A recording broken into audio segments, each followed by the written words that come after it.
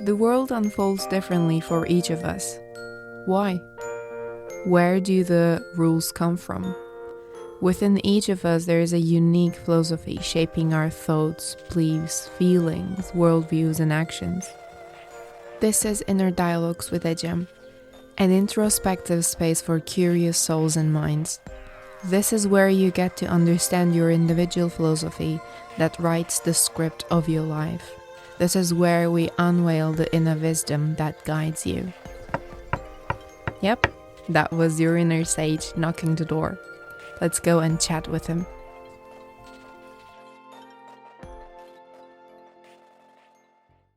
Hi, it's Ecem. Welcome back to Inner Dialogues with me.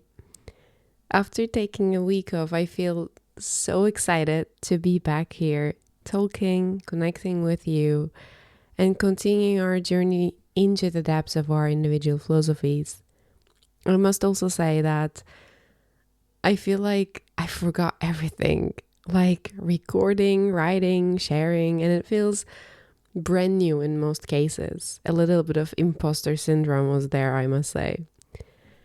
The last 2 weeks were full of different emotions and experiences for me.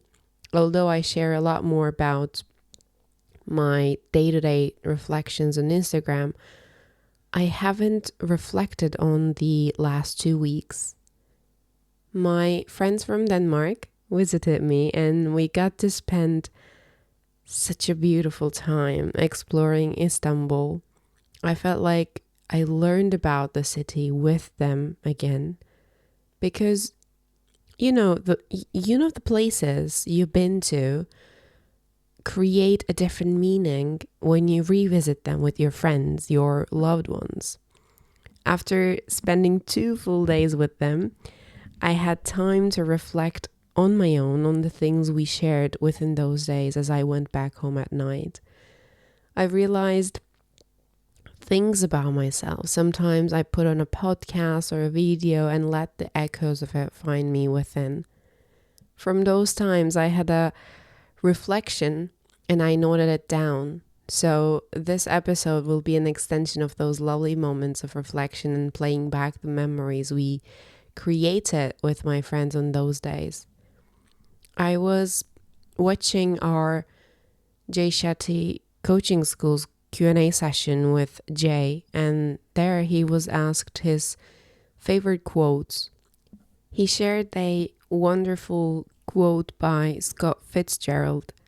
Quote, "The test of a first-rate intelligence is the ability to hold 2 opposing ideas in mind at the same time and still retain the ability to function.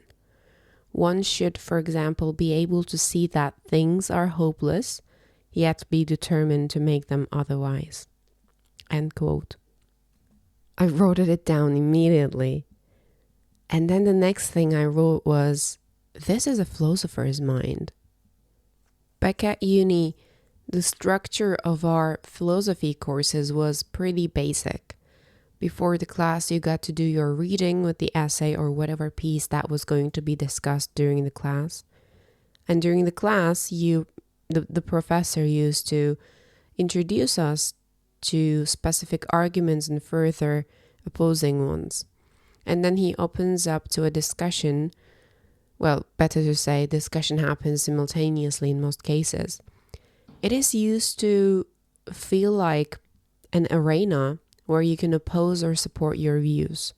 And the professor was always there to navigate the fallacies that we may fall into. The aim of the class wasn't to come to a conclusion, but rather to stay in the pursuit of wisdom and philosophy, as we talked about in the previous episode. The aim wasn't to find the best argument or conclusion and decide on its validity. It was becoming aware of your reasonings to support that argument, as well as the pitfalls, blind spots, and counter-arguments of it. And the same thing went for the papers we were assigned with. A philosophy paper that you're going to write has to address the blind spots of your argument, the assumptions, and also the counter-arguments. It's like knowing where you stand while having a 360-degree view of your surroundings. From this place, I said, holding two or more opposing ideas in our minds is having a philosopher's mind. And then I thought, what would be the opposite of it? Like sticking to one side of the truth and completely neglecting the other. And as I asked this question, Jay continued his answer with the term binary mind. And I was like, yes, that is it. Binary mind. This is our default mode. This is the tendency of our brains. You know, us versus them. Our ideas and thoughts versus theirs. And we have this polarization that we create in our minds at every point in our lives, from politics to personal preferences. Us versus them in the political arena. Right or left wing. Us versus them in political views, supporting A party versus supporting B party, pro-life versus anti-life, pro-trans rights and or anti-trans rights, us versus them in social settings and preferences, the ones who love partying and the ones who love to stay at home. I don't know how it sounds to you, but when I say these things out loud, it sounds very superficial to me. It is an oversimplification of the world, of how things work in life and how complicated beings we are. When we stick and behave with our default mode binary mindsets, we tend to oversimplify. And oversimplification, ironically, lives on the extremes, and therefore it fosters extreme views and leaves no room for middle ground. It creates polarization, black or white, right or wrong, 1 or 0, man or woman, life or death, male or female, good or bad, love or hate, yes or no, problems or solutions, questions or answers, human or God, winner or loser, happiness or sadness. Where's the gray area? Like, what if it is not entirely black, but involves a couple of droplets of white? That's gray, right? So where is the gray in this binary mindset? There's no room for a gray because it entails the all or nothing. You know, there's actually a fallacy called the all-or-nothing fallacy. It presents a false dichotomy by oversimplifying a situation into two extreme options, although in reality there are more than two possible options. It is not as simple as saying this is good or bad. First, it is not the ultimate truth, but more so, secondly, maybe it is tentative, or maybe it is neither of them.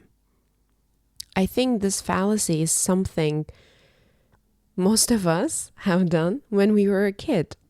We were either being told, or the one who told the others, that you're either in my group playing with us or you're against us and playing with them. But what if I don't want to choose? What if I see them as complementing each other and not negating one another? All or nothing thinking or mindset views the world as binary. Either this is good or bad. I've never been successful in sports. I've always been good at music. If I'm not going to give my 100% to the thing I'm doing, then I'm not going to start. I've already hit that snooze button. I'm already late. It's better to cancel the meeting or my plan for today.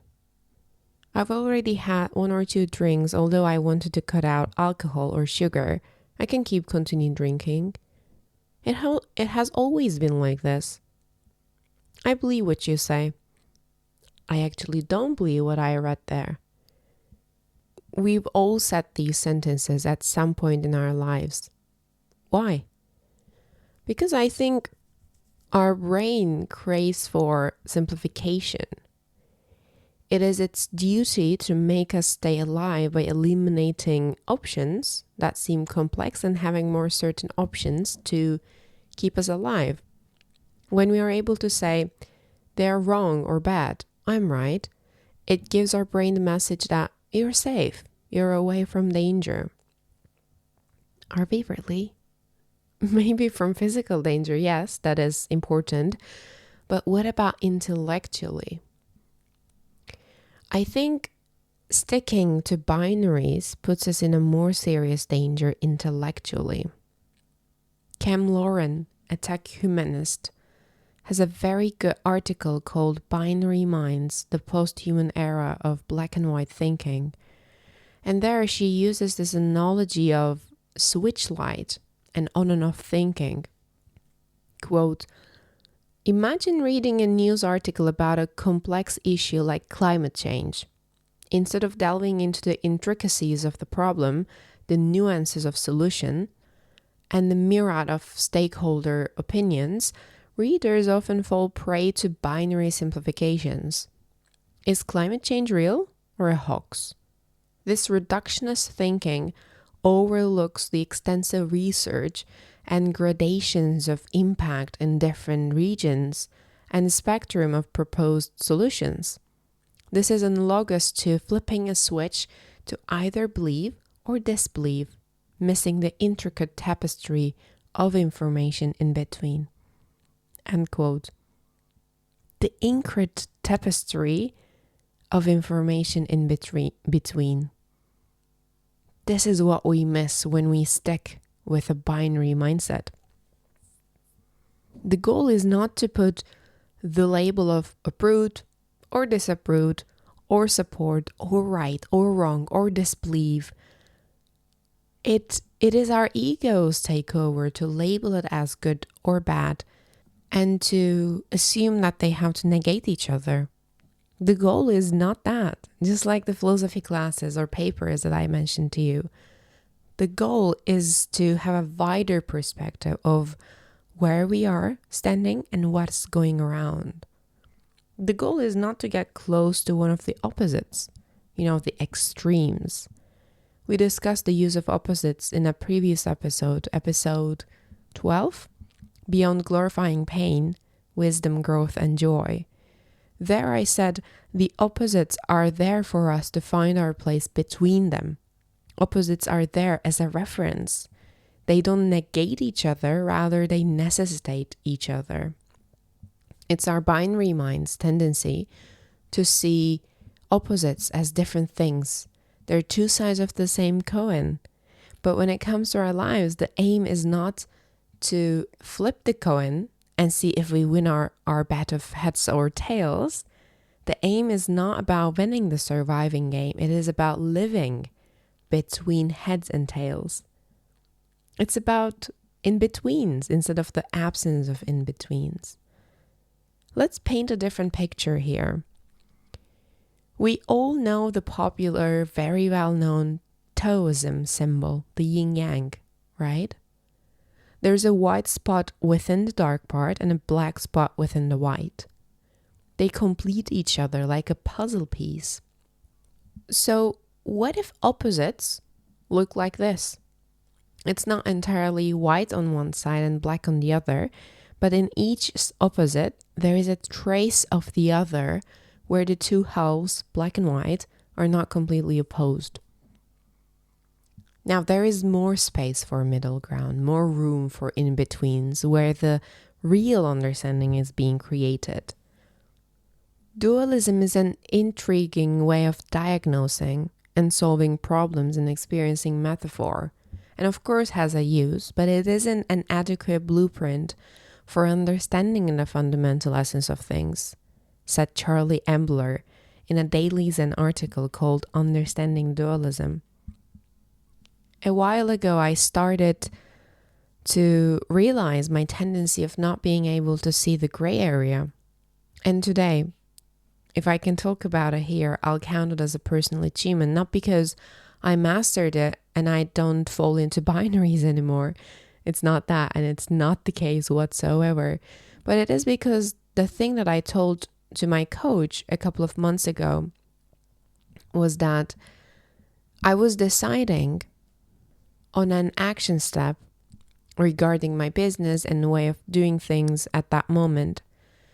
And I told to her, I think I have this tendency of categorizing things in my mind as opposites, which entails that they have to negate each other, and I'll be more mindful about it, I said to her.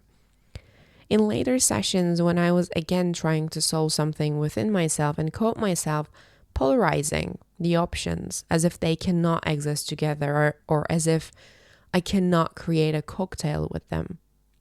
And I said to my coach, I'm exercising my non-binary muscle of thinking. Well, I didn't say it exactly with these words because binary thinking wasn't in my lexicon back then. So again, it's not that I mastered it. It is just that I put effort every time to see my default tendency to polarize things. When I started this podcast and content creation, I thought creativity and structure were negating each other. I thought I wouldn't be able to be creative and pour my mind and heart into what I'm creating if I were to put them in a system. No, it wasn't the case. There could have been a cocktail of the two, as in the case for me right now. I'm inviting you to think about and reflect on the gray areas that you might be missing in your search for extremes and opposites. You know me and this podcast by now, that questions and further contemplations have always intrigued me. So I asked myself why we have this tendency to stick to extremes, to opposites, to binaries, and to miss the middle ground. I said it's the survival mode of our brain, and I still hold on to that, but I want to go deeper. Like, what is the survival mode triggered by which ends up taking us closer to one opposite and neglecting the middle ground options? For me, it is immediacy and urgency. I think the binary mind is fed by immediacy and urgency. When I think about social media, Instagram, for example, we either like or don't like it.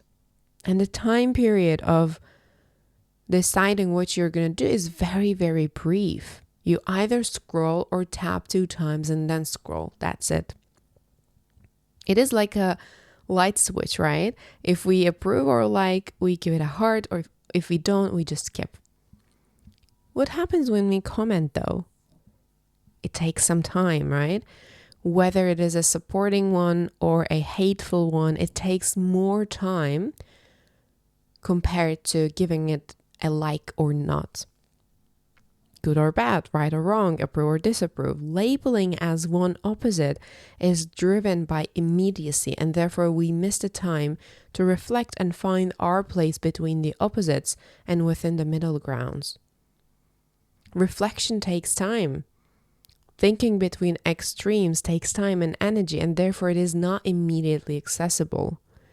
But it is a very valuable tool in our humanity, and as Scott Fitzgerald would say, in our intelligence, to think between extremes and be able to hold the oppositions of the binaries.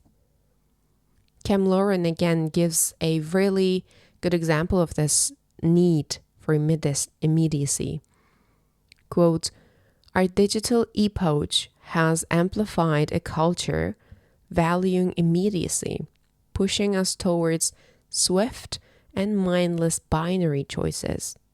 Remember the days of leisurely bookstore visits, where you would sift through pages before a purchase. Today, a quick online review or rating can dictate our choices. Such a paradigmatic shift in our human existence might be eroding our capacity for reflection, patience, understanding, and the appreciation of subtleties. End quote. We've become tied to the results and conclusions, and therefore labels with which we can define ourselves, our views, and our preferences. But I would argue that life is not about buying or not buying that book. It is about the experience of reading that book or sifting through pages. It is the thing we learn from there that enables us to reflect on our conceptions, thinking frameworks, and views. It is about the compassion and open-heartedness and mindedness to hold all those opposites and not latch on where we stand blindly. What is and what is not create each other. Difficult and easy complement each other. Tall and short shape each other. High and low rest on each other. Voice and tone blend with each other. First and last follow each other, said Lao Tzu in Tao Te Ching. If all opposites follow each other, blend each other, complement and create each other, then all the vast possibilities of things we can create, be and hold before one turns into its opposites, that is the real essence of understanding and life. That is a real freedom for the human mind, free of holding onto binaries while knowing their fluid, complementary nature. How do we imprison ourselves into binaries? Where do we find ourselves most often? Are we drawn towards the conclusions and clarity of opposites, or the richness of in between? How do we miss the gray area, the middle ground? How can we remind ourselves and decide and act from a place of vast possibilities within the middle ground? How can we have a 360-degree view of where we are standing, what we are supporting and believing? How can we inhabit opposing views and ideas within us and still thrive to stay compassionate and in service? I invite you to reflect and observe yourself with the light of these questions. As our conversation for today fades away, may you find your echoes of it that resonate within you. Thanks for listening today. This is Inner Dialogues with Ecem, a place where you discover your inner you, a place where you belong. Take care.